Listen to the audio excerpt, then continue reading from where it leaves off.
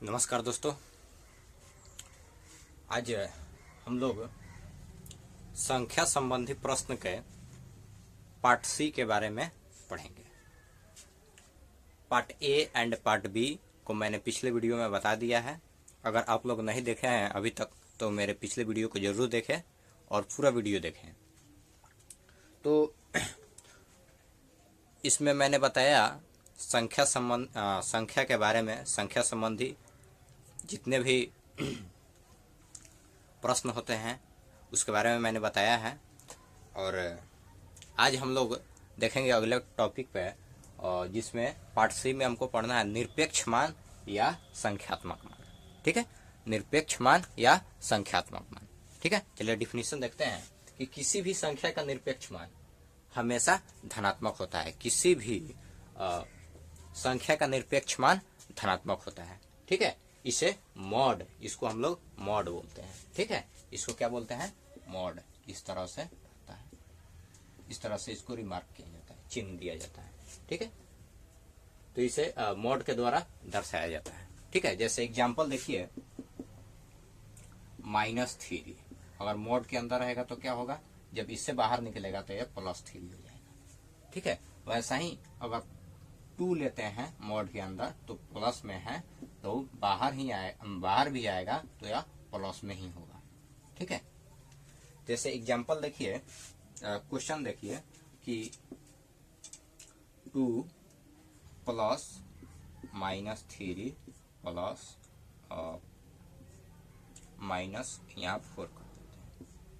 ठीक है, तो ये कैसे सॉल्व होगा? तो 2 का 2 हो जाएगा और ये -3 है मॉड के अंदर, तो जब बाहर निकलेगा मॉड से तो यह प्लस में हो जाएगा। ठीक है, और प्लस और -4 जो है वह मॉड के जब बाहर आएगा तो यह +4 हो जाएगा। तो सबको ऐड कर देंगे, 4 3 7 और 2 9 इसका आंसर हो जाएगा। ठीक है, तो बहुत आसान है, निरपेक्ष मान, एब्सोल्यूट वैल्यू। ठीक है, अब इसके आगे हम लोग देखते हैं, अब हम लोग देखेंगे अंकित मान या स्थानीय मान। अंकित मान या स्थानीय मान के बारे में पढ़ेंगे। पहले तो हम लोग देखे थे निरपेक्ष मान।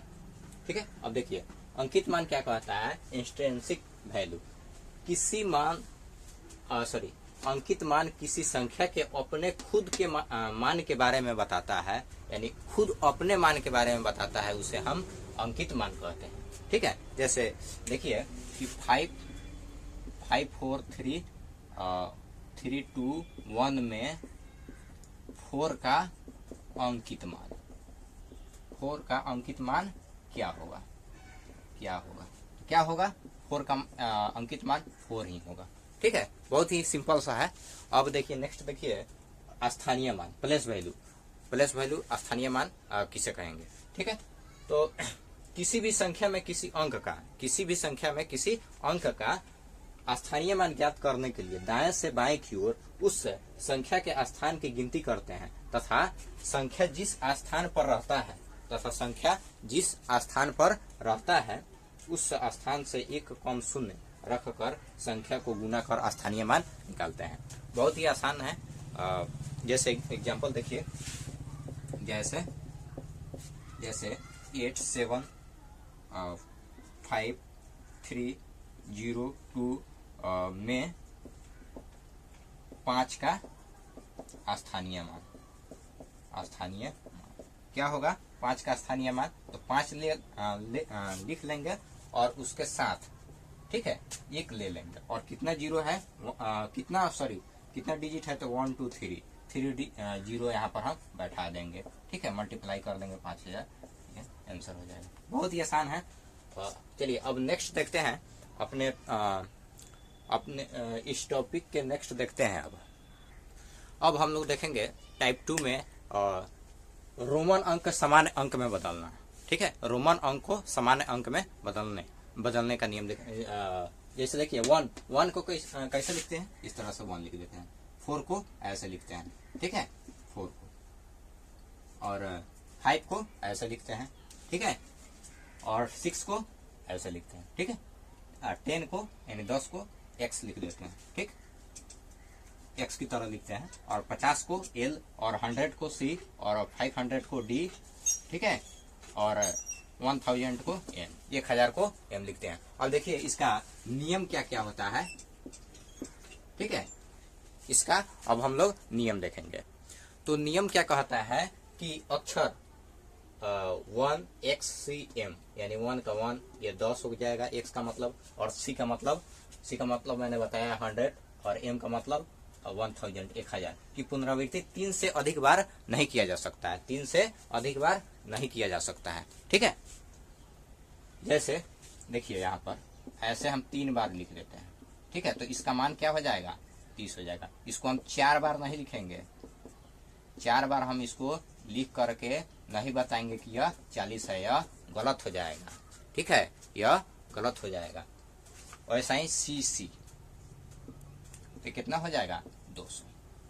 सी का मतलब 100 और इस सी का मतलब 100, कितना हो जाएगा, तो 200 हो जाएगा, ठीक है। चलिए अब नेक्स्ट देखिए, अपेक्षाकृत अधिक मूल्य वाले अक्षर के बाद एक अक्षर रखने से उसका मूल्य क्या होता है, बढ़ जाता है। जैसे देखिए, जैसे तो एक्स, देखिए इसको एक्स का मतलब 10 हुआ, ठीक है, और इसका मतलब 4, इसके बाद में 4, तो 10 और 4 मिलकर के 14 हो जाएगा, ठीक है। अब देखिए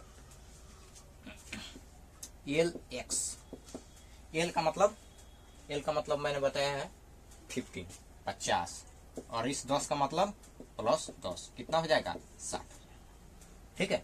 अब हम लोग देखें 1 नंबर 2 नंबर, अब देखते हैं इसके आगे वाला नियम।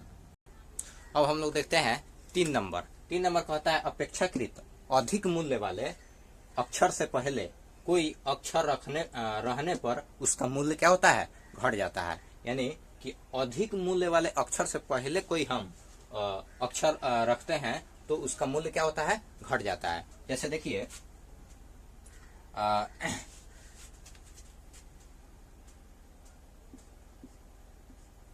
ठीक है, इसका मतलब देखिए इसका मान क्या हो जाएगा, 10 हो जाएगा, और एक का मान इसमें से घट जाएगा तो कितना हो जाएगा, 9 हो जाएगा, ठीक है। तो 10 में से एक घटेगा तो कितना हो जाएगा, 9 हो जाएगा। जैसे देखिए एक्स एल, यानी एल का मतलब 50 और एक्स का मतलब 10, यानी एल के पहले मान जब कोई रखेंगे एल यानी बड़ा वाला का से छोटा वाला, ठीक है।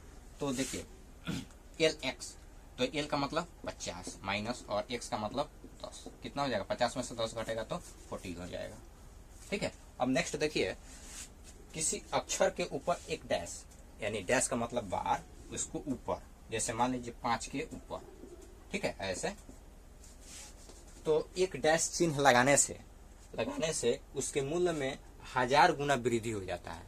कितना हो जाता है, 1000 गुना वृद्धि हो जाता है। जैसे एग्जांपल देखिए,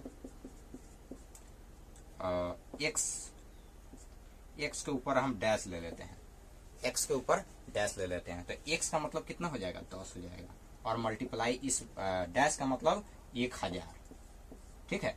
तो हम इसमें मल्टीप्लाई कर लेंगे तो कितना हो जाएगा, 10,000 मेरा आंसर हो जाएगा। अब वैसा ही नेक्स्ट देखिए, नेक्स्ट एग्जांपल देखते हैं कि 5 के ऊपर बार लगा देते हैं, यानी डैश लगा देते हैं, तो 5 का 5 और मल्टीप्लाई इस बार का मतलब 1000, कितना हो जाएगा, 5000 मेरा क्या हो जाएगा, आंसर हो जाएगा। चलिए अब इसके बाद हम लोग आगे देखते हैं।